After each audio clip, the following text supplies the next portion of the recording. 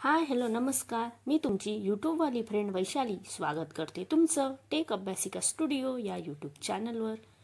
आज आपण शिकणार आहोत पायथनमधला आणि फंडामेंटल डेटा टाईपमधला एक खूप महत्त्वाचा डेटा टाईप फ्लोट. होय, म्हणजे दशांश संख्यासाठी वापरला जाणारा डेटा टाईप, जसं की 3.14, 9.8 किंवा 0.01 हे सगळेच आहेत फ्लोट व्हॅल्यूज. पूर्वी आपण इंटिजर म्हणजेच पूर्णांक पाहिले होते, तर आज या व्हिडिओमध्ये आपण पाहणार आहोत फ्लोट म्हणजे नेमकं काय, ते इंटपासून कसे वेगळे आहेत, पायथनमध्ये फ्लोट कसं वापरायचं आणि काही मजेशीर उदाहरणसुद्धा. तर चला मग वेळ न घालवता सुरुवात करूया पायथनचं फ्लोट जगातल्या या छोट्याशा सफरीला. काय आहे फ्लोट डेटा टाईप? पायथनमध्ये फ्लोट हा एक डेटा टाईप आहे जो दशांश संख्यांसाठी वापरला जातो. फ्लोट म्हणजे फ्लोटिंग पॉईंट नंबर, म्हणजे अशी संख्या जिच्यात दशांश बिंदू असतो. उदाहरणार्थ 3.14, 2.0, -0.75, 0.333 हे सगळे फ्लोट प्रकारातील डेटा आहेत. थोडक्यात लक्षात ठेवा, ज्यावेळी संख्येमध्ये डॉट म्हणजे दशांश असतो तेव्हा ती संख्या फ्लोट असते. Float is one of the predefined class and treated as fundamental data type. Float हा एक प्रीडिफाईन्ड क्लास आहे आणि फंडामेंटल डेटा टाईप आहे. फ्लोट डेटा टाईपचा पर्पज काय, तर तो स्टोअर करते फ्लोटिंग पॉईंट व्हॅल्यूज, म्हणजेच पॉईंटवाल्या व्हॅल्यूजला स्टोअर करते. The purpose of float data type is that to store floating point values. For example, a = 40.5.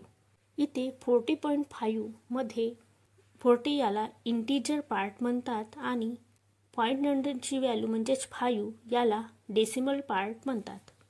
आणि b = 22/7. आपण 22/7 असं लिहिलं तरी पायथन त्याला आपोआप डिवाइड करून पॉईंटमध्ये व्हॅल्यू देतो, कारण पायथन हा डायनॅमिकली प्रोग्रामिंग लँग्वेज आहे. चला मग या डेटा टाईपला प्रॅक्टिकली बघूयात. मी इथे घेत आहे a नावाचं व्हेरिएबल, त्यामध्ये 500 ही व्हॅल्यू एंटर करू घेत आहे. a = 500. आता हा कोणता डेटा टाईप आहे, तर चला याला प्रिंट करू आणि याचं टाईप चेक करू. Print of a, type of a. आता याला रन केलं तर मला आउटपुटमध्ये 500 ही व्हॅल्यू आणि त्याचं टाईप इंट हा मिळाला. आता मी एक व्हेरिएबल घेत आहे a नावाचं आणि त्यामध्ये व्हॅल्यू टाकत आहे. a = 500.5. आता हा कोणतं डेटा टाईप असेल बरं? तर चला चेक करू. याचं टाईप तर मी इथे प्रिंट करत आहे a आणि त्याचं टाईप चेक करत आहे. Print of a, type of a, bracket close, आणि त्याला एंटर केलं तर मला आउटपुटमध्ये 500.5 ही व्हॅल्यू मिळाली आणि याचं क्लास मिळालं फ्लोट. तर मित्रांनो, तुम्हाला कळलं असेल की इंट आणि फ्लोट डेटामध्ये नेमकं फरक काय आहे. तर इंट डेटा टाईपमध्ये आपण होल नंबर एंटर करतो आणि फ्लोट डेटा टाईपमध्ये आपण पॉईंटमध्ये व्हॅल्यू एंटर करतो. हा फरक इंट आणि फ्लोट डेटा टाईपमध्ये आहे. आता मी इथे b नावाचं व्हेरिएबल घेत आहे, त्यामध्ये 500.0 ही व्हॅल्यू एंटर करते. b = 500.0. आता त्याला प्रिंट करते. प्रिंट ऑफ b आणि त्याचं टाईप चेक करते, टाईप ऑफ b, आणि ब्रॅकेट क्लोज करते. त्याला एंटर केलं तर मला आउटपुटमध्ये 500.0 ही व्हॅल्यू मिळाली आणि याचं टाईप हा फ्लोट मिळाला.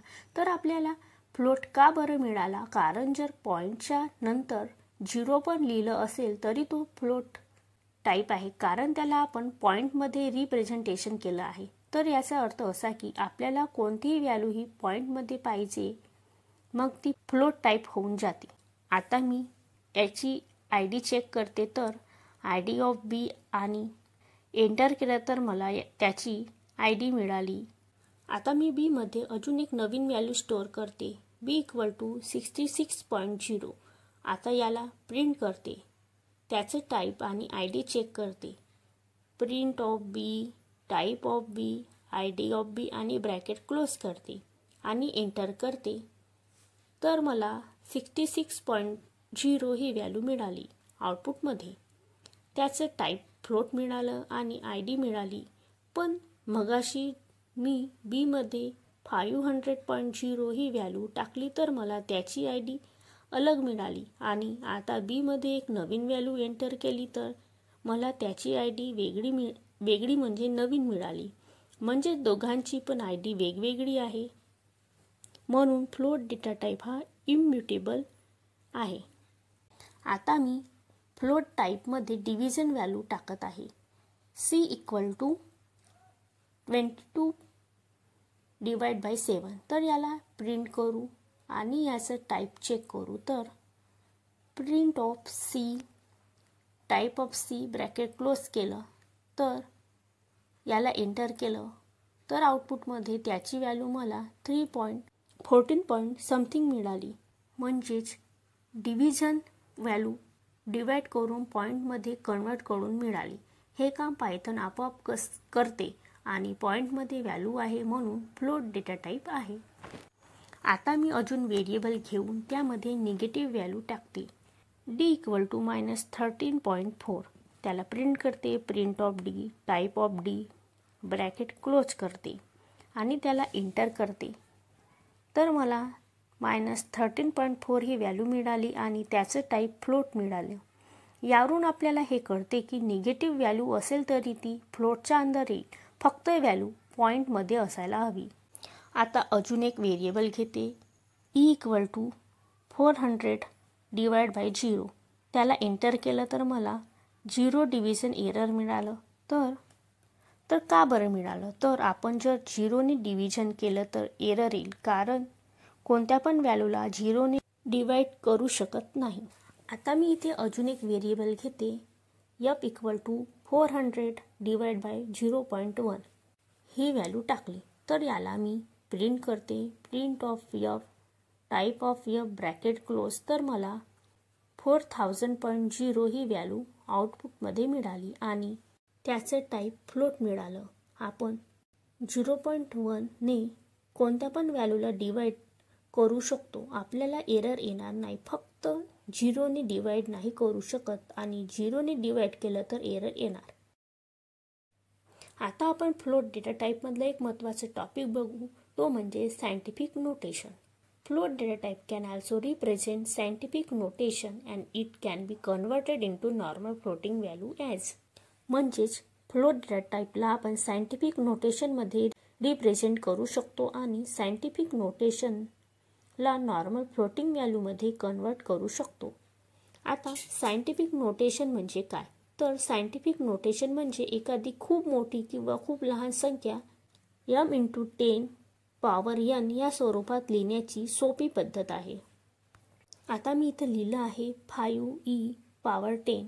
तर याच्यामधलं जो 5 आहे त्याला मेंटिसा म्हणतात, म्हणजेच एक दशांश संख्या असते, आणि जो e⁻10 आहे त्याला एक्सपोनंट म्हणतात. फ्लोट टाईप अशा पद्धतीची संख्या स्वीकारतो. ही संख्या तुम्ही सामान्य पॉईंट स्वरूपात सहज कन्वर्ट करू शकता. थोडक्यात सांगायचं तर सायंटिफिक नोटेशन वापरून लिहिलेली संख्या फ्लोटमध्ये स्वीकारली जाते आणि ती नेहमीसारख्या सामान्य दशांश संख्येत रूपांतरित करता येते. The main advantage of exponential form is we can represent big values in less memory. म्हणजेच एक्सपोनेन्शियल फॉर्मचा एक ॲडव्हान्टेज आहे की आपण मोठ्या व्हॅल्यूला कमी मेमरीमध्ये स्टोअर करू शकतो. इन डेटा टाईपला बायनरी, ऑक्टल, हेक्साडेसिमल फॉर्ममध्ये लिहू शकतो, पण फ्लोट डेटा टाईपला फक्त डेसिमल फॉर्ममध्येच रिप्रेझेंट केला जाऊ शकतो. आपण इथे बायनरी, हेक्साडेसिमल, ऑक्टलमध्ये आपण फ्लोट व्हॅल्यू लिहिण्याचा प्रयत्न केला तर आपल्याला सिंटॅक्स एरर येणार. बघा इथे लिहिलेलं आहे, we can represent int values in decimal, binary, octal and hexadecimal form, but we can represent float values only by using decimal form. चला आता आपण या पॉईंटला प्रॅक्टिकली बघूयात. मी इथे घेत आहे एक व्हेरिएबल a = 7e⁻4 लिहिते. आता आपण प्रिंट करू आणि त्याचं टाईप चेक करू. Print of A type of A bracket close. तर मी आता याला एंटर करते तर मला आउटपुटमध्ये 700000.0 ही व्हॅल्यू मिळाली आणि त्याच्या क्लास फ्लोट हा मिळालं. म्हणजेच मला नोटेशन व्हॅल्यू नॉर्मल फ्लोट टाईपमध्ये मिळाली आणि क्लास हा फ्लोट मिळालं. आता मी अजून एक व्हेरिएबल घेते बी इक्वल टू 12e-5 ही व्हॅल्यू घेते. तर मी इथे निगेटिव्हमध्ये एक्सपोनंट घेतलं. तर मी याला पण प्रिंट केलं तर मला ही पण व्हॅल्यू नॉर्मल फ्लोट टाईपमध्ये मिळाली आणि त्याचं क्लास फ्लोट मिळालं. आता मी अजून एक व्हेरिएबल घेते, तिथे पॉईंटमध्ये व्हॅल्यू घेते c इक्वल टू 3.5e⁻6. या व्हॅल्यूला पण प्रिंट करते. Print of c type of c bracket close आणि त्याला एंटर केलं तर मला ही पण व्हॅल्यू आउटपुटमध्ये नॉर्मल फ्लोटिंग नंबरमध्ये मिळाली. आता मी एक बी नावाचं व्हेरिएबल घेऊन तिथे एक मोठी व्हॅल्यू एंटर करते 0.00000004. आता त्याला प्रिंट करते आणि त्याचं टाईप चेक करते तर मला आउटपुटमध्ये ती व्हॅल्यू सायंटिफिक नोटेशनमध्ये मिळाली. म्हणजेच इथे मोठी पण संख्येला आपण कमी मेमरीमध्ये स्टोअर करू शकतो सायंटिफिक नोटेशनच्या मदतीने. आता मी ए व्हेरिएबल घेते, तिथे बायनरी व्हॅल्यू एंटर करते 0b1010.0b1001 आणि याला एंटर केलं तर मला सिंटॅक्स एरर आलं. आता मी बी इक्वल टू ऑक्टल फॉर्ममध्ये व्हॅल्यू एंटर करते बी इक्वल टू 0.01234.00167. आता याला एंटर करते तर इथे पण सिंटॅक्स एरर मिळालं. आता मी इथे सी नावाचं व्हेरिएबल घेते, तिथे हेक्साडेसिमल फॉर्ममध्ये व्हॅल्यू टाकते सी इक्वल टू 0xf.0xa. आता त्याला पण एंटर केलं तर मला सिंटॅक्स एरर मिळालं. म्हणजेच आपण फ्लोट डेटा टाईपमध्ये फक्त डेसिमल फॉर्ममध्येच व्हॅल्यूज एंटर करू शकतो. तर मित्रांनो, फ्लोट डेटा टाईप हा दिसायला साधा वाटतो पण प्रोग्रॅमिंगमध्ये खूप उपयोगी आहे. तुम्हाला हा टॉपिक समजला का? खाली कमेंटमध्ये नक्की सांगा. व्हिडिओ आवडला असेल तर लाईक, शेअर आणि सबस्क्राईब करणं विसरू नका. आणि हो, बेल आयकॉन दाबायला विसरू नका. भेटूया पुढचा व्हिडिओ. तोपर्यंत हॅपी कोडिंग आणि कोड करा, तीही आपल्या भाषेत मराठीत. धन्यवाद.